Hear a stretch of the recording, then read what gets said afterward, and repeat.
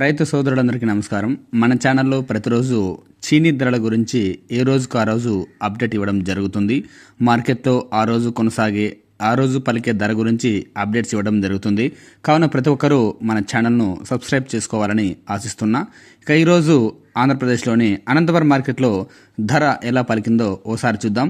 Minimum కనీస ధర 4,000 నుంచి మధ్యరకం చీనీకాయ 14,000 ధర పలికింది.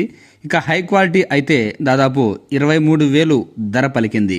అదేవిధంగా వేరే స్టేట్లలో కూడా మనకున్న సమాచారం మేరకు మీకు చెప్పడం జరుగుతోంది.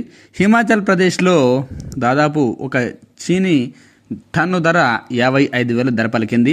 అలాగే హర్యానాలో 30,000 ధర పలికింది. అంతేకాకుండా గుజరాత్లో అయితే 40,000 రూపాయలు ఒక టన్ను బత్తాయి ధర పలికింది. అదేంటి మన స్టేట్లో ఇంత తక్కువగా ఉంది, అక్కడ ఏంటి అంత ధర ఉంది, ఏంటి ఈ వ్యత్యాసం అని చాలామంది రైతులకు సందేహాలు ఉండొచ్చు. అయితే అక్కడ పరిస్థితులు, అక్కడ ఉండే కాయ క్వాలిటీ బట్టి అక్కడ ధర ఉండొచ్చు.